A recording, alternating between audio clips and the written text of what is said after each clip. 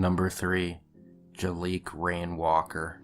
Jali Rainwalker was born on August 2nd, 1995. He was born addicted to crack cocaine and spent his early childhood in various foster homes. In 1998, he was placed with a foster family who cared for him for 4 years and had planned to adopt him.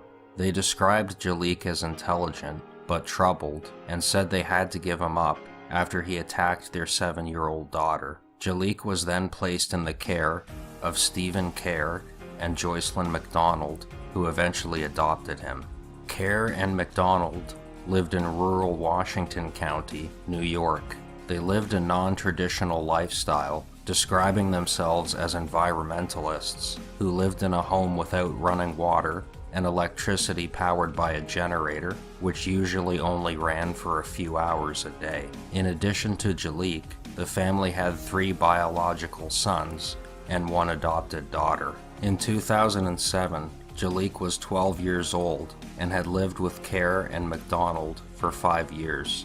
On October 23rd of that year, Kerr phoned a crisis hotline and said that Jali was unmanageable. He stated that Jali had threatened a small child at his homeschool group, and that McDonald was afraid of him and no longer wanted him at home, and that they wanted to reverse the adoption. The crisis worker said it was not possible to reverse the adoption and suggested respite care instead. Jali was sent to the home of Elaine and Tom Person, who had provided respite care for him in the past. On November 1st, they returned him to Kerr, who planned to send him to a second respite home the next day. That night, Jali and Kerr spent the night home alone in Kerr's father's house.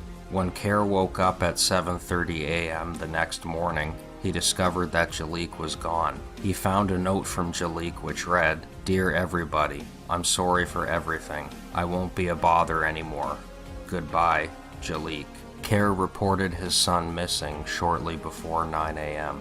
An extensive search of the area was conducted without success. Police believed from the beginning that Jali had been the victim of foul play, although the possibilities that he had run away or gone to commit suicide in a remote location could not be ruled out.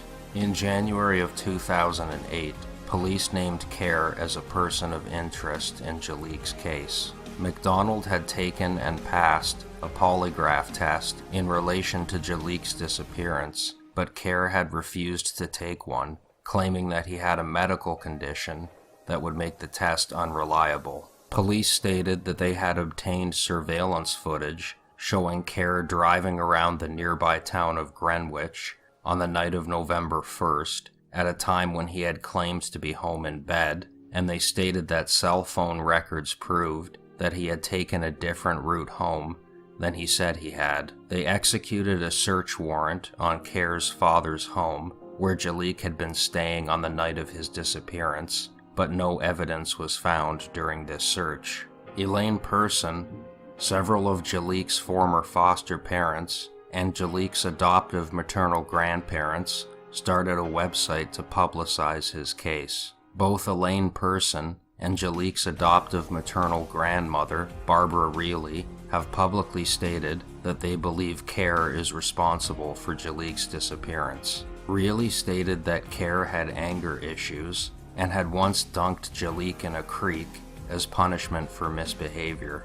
In July of 2008, Reilly was charged with burglarizing Kerr and McDonald's home. By this time, Kerr and McDonald had moved to Vermont, but retained ownership of their former home. Reilly had broken into the home to look for evidence in Jali's case. Shortly after Reilly's arrest, police executed a search warrant on the home to obtain a yellow fleece jacket that Reilly had saw while she was in the home, and was supposedly the jacket that Jali was wearing when he was last seen. They conducted tests on the jacket, the results of which are not publicly known. Both Kerr and McDonald continued to proclaim their innocence in Jali's case. They believe he simply ran away. As Jali is known to have a half-brother living in Albany, it is thought possible that he could have attempted to travel there. The runaway theory received additional attention due to a strange letter received by Kerr's family and several media outlets in January of 2008. The letter, which was postmarked in Westchester, New York, reads, "Jalik still alive. Needed a foot soldier for this war on drugs. Picked him up Route 40, Post 30. He's okay. No fake. He says ask his mama and papa, who are the Macaroni family. My cat named Diamond. Why does Franti yell fire? Don't try to look. We are not there." Investigators are not sure if the letter is genuine or written by Kerr, intended to divert the attention away from himself. Police seized Kerr's computer and printer to see if they had been used to write the letter, but could neither prove nor disprove this theory. They were also unable to prove if Kerr had been in Westchester at the time the letter was sent. The letter is not believed to be a hoax, as the line, "My cat named Diamond," likely refers to Jalik owning a cat named Diamond at the time he disappeared, a fact that was not made public until after the letter had been received. Some speculate that the line, "Why does Franti yell fire?" is a reference to musician Michael Franti, who released a song called Yell Fire in 2006, although what meaning this would have to Jalik or the letter writer is unclear. Any possible meaning to the phrase, "Who are the Macaroni family?" is unknown. Police have publicly appealed to the writer to write to them again, but as of the time of this video, no more letters have been received. Jalik Rainwalker remains listed as a missing person. In 2013, his case was reclassified as a homicide investigation. If he is still alive, he would be 23 years old at the time of this video. Number 2. Gunther Stoll. Gunther Stoll was a food scientist from the small town of Anshausen, Germany. In 1984, he was married, and he and his wife were expecting the birth of their first child. Stoll was unemployed at the time, and the family's financial situation was precarious. In addition to his financial troubles, Stoll was becoming increasingly paranoid. He often spoke to his wife about a group of people who he referred to only in vague terms, like they or them, whom he believed were intending to harm him. On the night of October 25th, 1984, Stoll was at home with his wife. At around 10:40 p.m., he was again talking to his wife about them, when he suddenly shouted, "Now I understand." He leapt out of his chair and grabbed a piece of paper, where he quickly wrote down the word YOG apostrophe TZE or YO6 apostrophe TZE before immediately crossing the word out. Shortly afterwards, he went to his favorite pub in the nearby town of Wilnsdorf. He sat on a bar stool and ordered a beer before falling off the stool and injuring his face. Witnesses stated that he did not appear to be drunk. Stoll told the bartender and the bar patrons who helped him to his feet that he had suddenly lost consciousness for a second. Shortly after this, Stoll left the bar. 2 hours later, at around 1 a.m., he showed up in the nearby small town of Hager-Seelbach, where he had grown up. Hager-Seelbach is about a 10 to 15 minute drive from Wilnsdorf, and Stoll's whereabouts during the time he left the bar and the time he showed up in Hager-Seelbach are unknown. He went to the home of an older woman whom he had known since he was a child. He spoke to the woman in vague terms about a horrible event that had either already happened or was going to happen that night. The woman advised him to go to his parents' house, which was nearby, and speak to them, but Stoll refused, saying they would not understand what was happening. She then advised him to drive back to his wife in Anshausen, and Stoll agreed. However, he did not return home, and once again, his whereabouts over the next 2 hours are unknown. At around 3 a.m., 2 truckers driving down Highway 45, about 60 miles from Hager-Seelbach, saw Stoll's car crashed into a ditch. They saw a man wearing a white jacket walking around the car, and they thought that this person appeared injured. They went to a nearby roadside emergency telephone and called for help. They then went back to the scene of the crash to wait for help to arrive. The person they had saw in the white jacket was gone, but inside the car was Gunther Stoll. He was severely injured and completely naked. He was conscious and mentioned that 4 men had been with him in the car, but they had all ran away. He was asked if the men were his friends, and he said no. Stoll died while en route to the hospital. In the investigation into Stoll's death, it was determined that he had sustained his injuries before his car crashed into the ditch. It was believed that his injuries had been caused by being struck by a car, and that he had then been placed into the passenger seat of his car and driven to the location where he was found. He had likely already been naked when he was struck by the car. In addition to the man in the white jacket, another unidentified man was observed hitchhiking at a nearby highway exit at around the time the truckers found Stoll's car. Both this person and the man in the white jacket were never identified. Stoll had taken several vacations to the Netherlands in the past, and some speculated that he became involved in the drug culture there and that this had somehow led to his murder. However, investigation failed to find any evidence that Stoll was in any way involved with drugs. A great deal of speculation also surrounded the meaning of the word that Stoll had written down before leaving his home. YOG'TZE is not a word in German or any other language. If the third character was a 6 and not a G, then it could be a Romanian radio station call sign, but what possible meaning this could have had to Stoll is unknown. TZE could also be an abbreviation for an artificial flavoring that is sometimes used in yogurt, which could conceivably be abbreviated as YOG, so some speculate that the phrase was related to Stoll's work as a food scientist. Others believe that each of the 6 letters represents 6 different words. As of the time of this video, the death of Gunther Stoll remains an open and unsolved murder investigation. Number 1. The Lead Masks Case.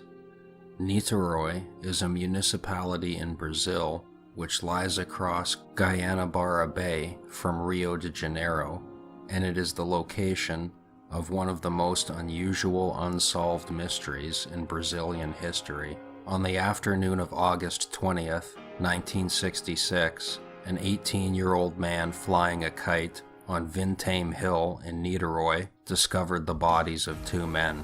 He immediately returned home and reported the discovery to the authorities. The man, who often played on the hill, had first saw the 2 men on August 17th, sitting at a high point on the hill. The next day, he saw the men again at the same spot, but this time they were lying down. When he encountered them again on the 20th, they were in a different location, and he realized immediately that they were dead. Vintame Hill has difficult terrain, and police were not able to reach the bodies until the following day. When they did reach them, they came upon a bizarre scene. The bodies were lying next to each other and partially covered by grass. Each man was wearing a formal suit, a raincoat, and a lead eye mask. There were no signs of trauma to the bodies and no signs of a struggle. Near the bodies, a few items were discovered: an empty water bottle, a packet containing 2 wet towels, a large amount of money in a plastic bag, and a notebook in which was written the cryptic statement: Sunday, 1 capsule after lunch; Wednesday, 1 capsule at bedtime; 16:30, be at the specified location; 18:30, ingest capsules; after the effect, protect metals, await signal, mask. Police began an investigation into the case, and they quickly identified the men as 34-year-old Miguel Jose Viana and 32-year-old Manuel Pereira de Cruz. Viana and Cruz were electronic technicians from the small city of Campos, about 160 miles northeast from where the men's bodies were found. Over the course of the investigation, the police were able to piece together the men's movements during the final few days of their lives. On August 17th, 3 days before they were found dead, the men had left their hometown at around 9 a.m. after telling their families that they were going to Rio de Janeiro on business. Instead, they took a bus to Niterói. After arriving in Niterói, they visited an electronics store in the city, and at another location, they bought the raincoats that they would later be found dead in. They then visited a bar and bought a bottle of mineral water. The waitress who served them said that Viana seemed nervous and was constantly checking his watch. Sometime later that afternoon, a local resident saw a Jeep with 4 people inside pull up to the foot of Ventame Hill. Viana and Cruz got out of the Jeep and walked up the hill on foot. Of the 2 people who remained in the Jeep, one was described as a blonde-haired, foreign-looking man. All efforts to locate the Jeep and identify the other 2 people inside it were unsuccessful. Early on in the investigation, a local man contacted the police and told them that his wife had told him a strange story.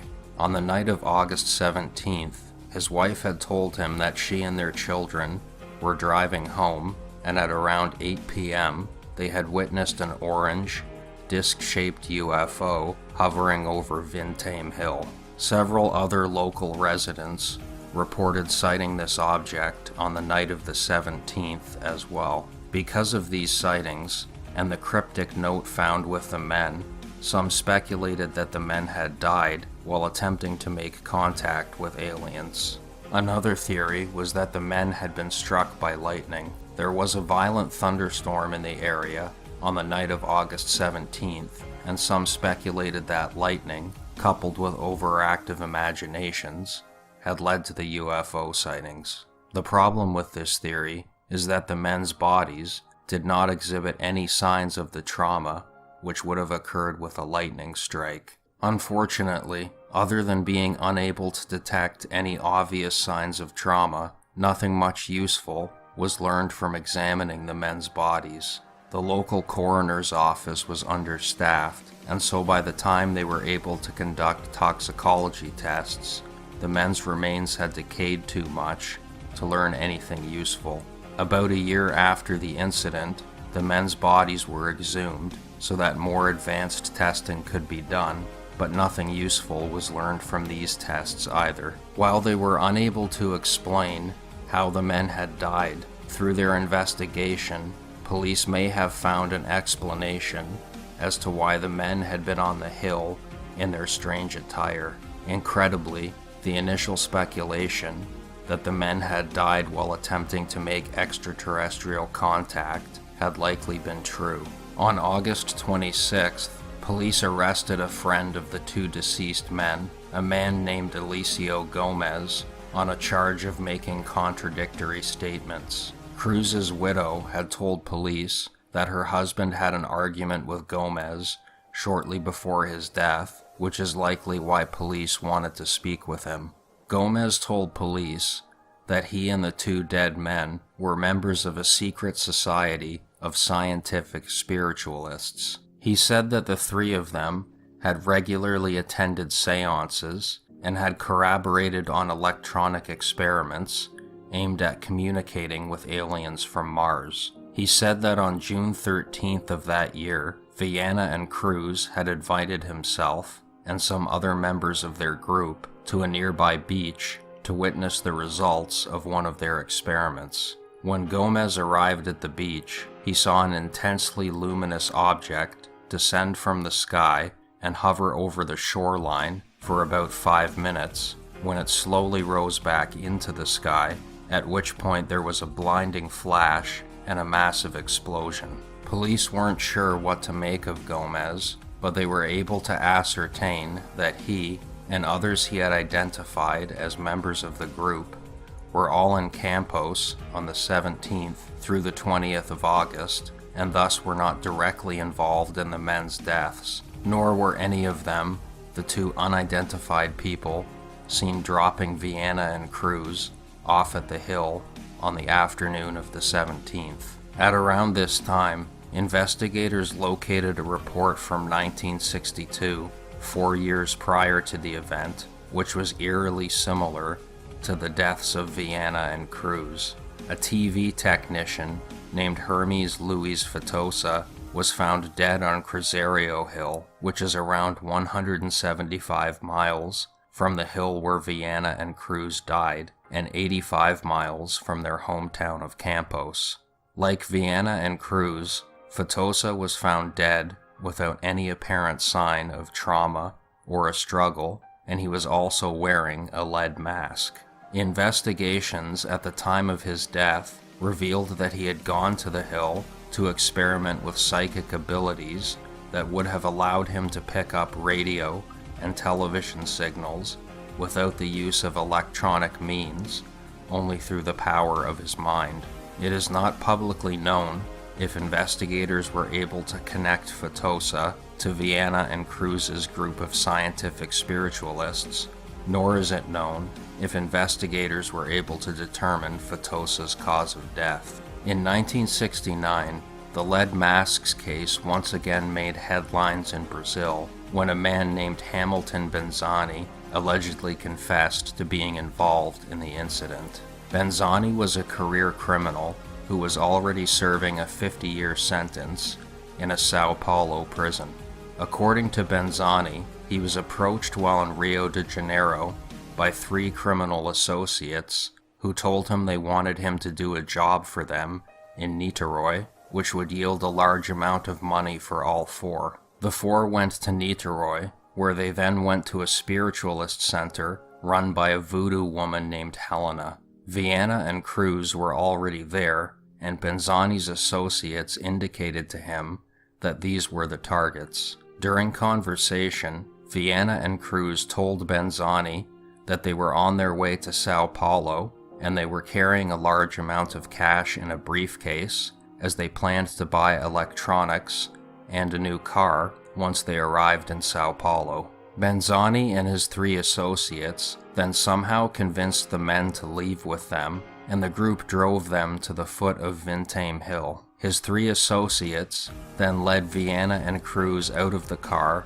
and up the hill at gunpoint, while Benzani stayed behind to guard the car. His associates returned sometime later with the men's briefcase and told Benzani that they had forced the men to take poison at gunpoint. The police announced that the case was closed and that they were close to arresting Benzani's associates, who were described as being notorious criminals. However, there were several problems with Benzani's supposed confession. Firstly, why were the men found wearing lead masks if they had not gone to the hill to conduct one of their experiments? Secondly, Benzani's story contradicts the statements of the 18-year-old man who found the bodies, who had claimed to have saw the men alive on the hill on the 17th and 18th of August. Thirdly, it contradicts the witness statement of the man who saw Vienna and Cruz get out of the Jeep and walk up the hill alone. Fourthly, a large amount of cash was found with the men's bodies. If the intention had been to rob them, then why wasn't this money taken? Finally, after these initial reports, there were no more statements released by police regarding charging Benzani or arresting any of his supposed associates. Because of this, many suspect that the Benzani confession was used by police as a way of closing the book on a troubling case that they did not believe they would be able to solve. In a final footnote to this case, Jacques Vallée traveled to Brazil in 1990 to investigate the lead masks case. Vallée is a well-known French astronomer and computer scientist who developed the first computerized map of Mars for NASA and also worked on the development of the ARPANET, the precursor to the modern-day Internet. Vallée also has an interest in UFOs and decided to investigate the lead masks case due to its connections to UFO lore. Valet said that he hired a local to guide him to the spot where the men's bodies had been found, and claimed that on that date, 24 years after the incident had occurred, the area was completely barren of vegetation, even though it was surrounded on all sides by densely growing grass and bushes.